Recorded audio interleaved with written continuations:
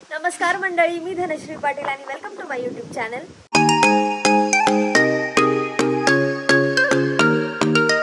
तर मी गावी आली आहे गणपतीसाठी. आता गणपती म्हटलं की खूप काही तयारी आलीच आणि आता ती सगळी तयारी आम्हाला करायची आहे. सगळ्यात पहिलं म्हणजे आता गणपती बुक करायला चाललोय. गाडी पार्क केली आहे साहेबांनी. दार उघडलं नाही की डायरेक्ट तनात पाय गेलेत. नशीब कुठल्या खड्ड्यात नाही गेली.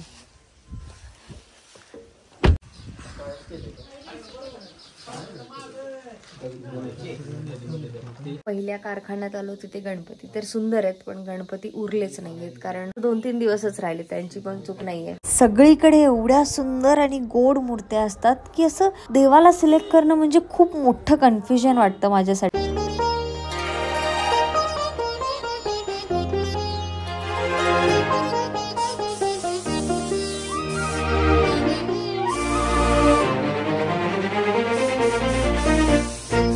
दोन दिवसाआधी मला फक्त गणपती चूज करायला टेन्शन आलंय आणि इथे 15 ते 20 गणपती आहेत ज्यांना अजून कलरच नाही केलाय. बरं छोटेही नाही, हे मोठे.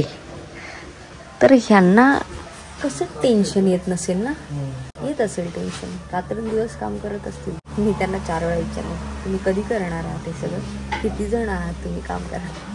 त्यानंतर फायनली मी आमचा बाप्पा चूज केला, पण त्याची सजावट थोडी बाकी होती म्हणून मग मीच तिथे कामाला लागले. सगळे हिरे मोती घेतले आणि चिपकवत बसले होते. थँक्यू. गणपतीची बुकिंग तर झाली. आता मी चालली आहे शेतात कारण माझी आई शेतात जाऊन बसली आहे. माझी आजी. जातो तुझ्या लेकीला घेऊन येतो. शेतात जाऊन बसल्या. काम धंदे करत नाही तुझी लेक, नुसती बसती शेतात जाऊन. आता आपण आधी देवाच्या पाया पडणार आहोत आणि त्यानंतर शेतावरती जाऊया. आणि हे आहे आमचं मानकुबाचं मंदिर. इथे आल्यावर खूपच मस्त आणि शांत वाटतं मला तर. सध्या पावसाळ्याच्या दिवसांमध्ये वातावरण तर काय मस्तच झालंय.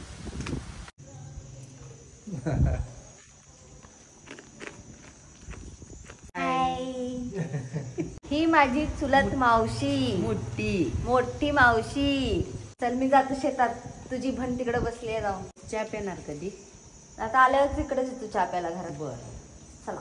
माझ्या गावी आल्यावर दिवसाचं प्लॅनिंग असंच होतं की इकडे जाते तिकडे जाते, तिकडे बोलत चहा प्यायला, इकडे बोलत चहा प्यायला. आपण जायचं तोंड घेऊन वर.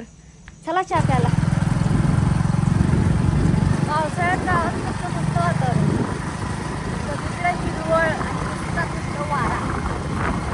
कारळ आले, ती कारळ्याची फुलं ही सगळी. बघतोय नीट सांभाळताय सगळा. जी मोठी मामी आहे आणि त्यातली एक सोनी आहे. मला लांबून कळत नाही कुठली सोनी आहे.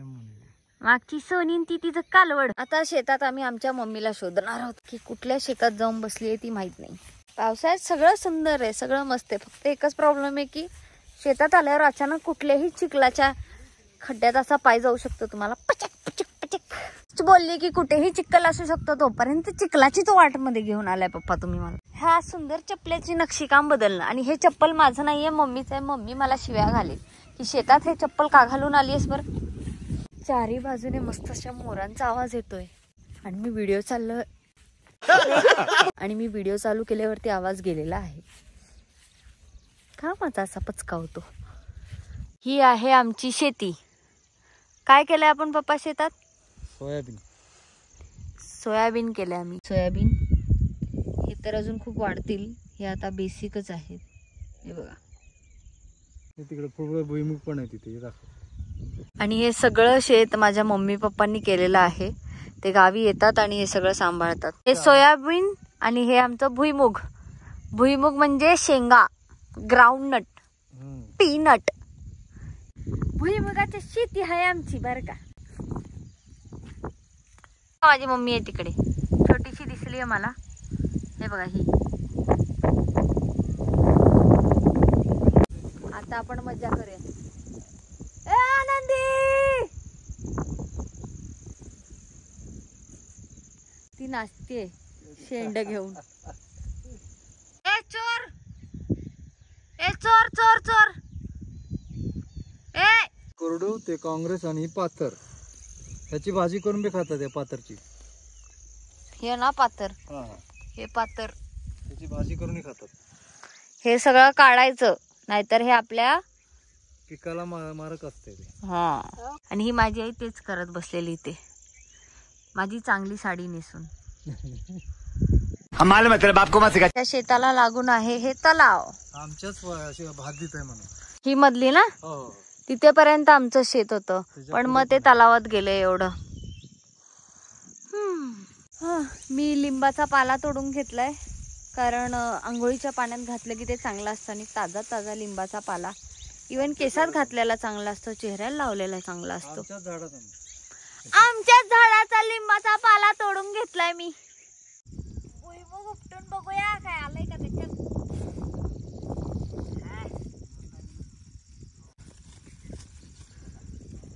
दिस इज भुईमुग. असा उपटून काढला जातो. ह्या शेंगा, ह्या कवळ्या येतात. ती माझी मामी आहे तिकडे, ती घेवड्याच्या शेंगा काढताय ना. आमटीसाठी घेवड्याच्या शेंगा गोळा करायच्या चालल्यात तिकडं. आणि माझे मामा तिकडे शेताचं निरीक्षण करतायत आणि माझ्या पप्पांना सांगतायत. आला आवाज तुम्हाला? आला मोर ओरडण्याचा आवाज आला नाही. ज्यावेळेला मी बडबड करत असते ना त्यावेळेला ओरडतात, आणि जेव्हा मी शांततेने कॅप्चर करायला लागते त्यावेळेला ते बंद होतात. आजकाल गावात खूप चोऱ्या माऱ्या होत आहेत, त्यामुळे आम्ही उजेडाबरोबर लवकर घरी जायचं बघतोय. आणि ही बया काही निघायलाच मागत नाहीये शेतातून. चल लवकर. मी आता आली माझ्या मामाच्या पोल्ट्री फार्म वरती, आणि आता ह्या गाड्या आल्यात कोंबड्या घेऊन जाण्यासाठी. तर आता आपण आतून बघूया. ह्या टोटल किती हजार आहेत पप्प्या? 14,000 कोंबड्या आहेत. सगळी खाण्यापिण्याची सोय इथेच आहे, जी ऑटोमॅटिकली होते. म्हणजे कुठल्याही माणसाची गरज नाही लागत त्यांना खाणं द्यायला. ते बघा तिथे खाणं येतंय आणि त्याच्यातच पाणी पण येतं वरच्या भागात. ते बघा तिकडे ते पाणी पित आहेत. तसं पाणी आणि खायला प्यायला सगळं ऑटोमॅटिक मशीनने होतंय. आणि हे फुल्ली पॅक्ड AC सेक्शन आहे कोंबड्यांसाठी. बघा ही खाद्याची मशीन आहे, याच्यात खाद्य आहे ते त्यांना सगळ्यांना मिळतं. हे बघा इथे खाद्य आलं. असं वाटतंय मी एखादा रोडीचा टास्क करते, एवढ्या कोंबड्यांच्या मधून चालायचं. ए टोचू नका, मारे. हिम्मत कैसे होई तेरी मुंह खोल ले.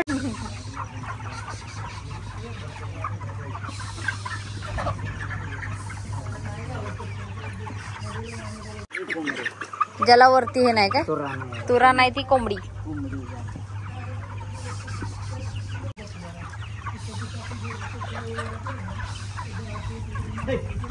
रात्रीच्या 10 वाजता आम्ही 4 किलो नानकटाई बनवायला घेतली. 6 किलो नानकटाई बनवायला घेतली. सॉरी ताई, सॉरी. 6 किलो नानकटाई बनवायला घेतली फक्त 2 कुटुंबांसाठी. आणि ह्या नानकटाईचा शेफ आहे माझी मम्मी. ही बाई दरवर्षी दिवाळीत बनवते आमच्या घरी, म्हणून आता तिला स्पेशल डिमांड आली आहे की इकडे आलाच आहात गणपतीच्या सुट्टी तर आमच्यासाठी बनवून जावा. असं खूप वेळ मळावं लागतं माहिती.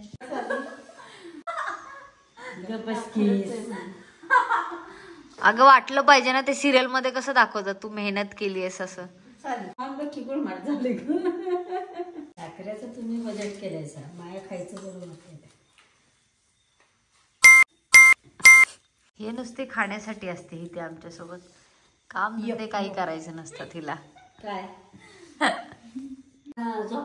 मॅडमचे हात मागे सारा, सगळं करून द्या, मग ह्या मॅडम आम्हाला मदत करणार. सगळं करायचंस तू. केवढी ती ऍक्टिंग आताशी सुरू केले आणि श्वास वगैरे करायचं ऍक्टिंग चालली आहे. शाळेत आत्ताशी हात घातलाय त्या पिठात आत्ताशी. थकले नाही. चल चल चल. और 50 रुपया कट ओव्हर ऍक्टिंग के वजह. त्यानंतर मी सुरू केलं नानकटाईला शेप द्यायला. बोलता बोलता ह्यांनी माझ्याकडून 240 नानकटाई बनवून घेतल्या. टोटल 12 किलोच्या नानकटाई माझ्याकडून बनवून घेतल्या आणि त्यानंतर माझा जीव गेला. So that's it guys. व्हिडिओला लाईक करा, शेअर करा, सबस्क्राईब करा आणि कमेंट करायला विसरू नका. Bye bye.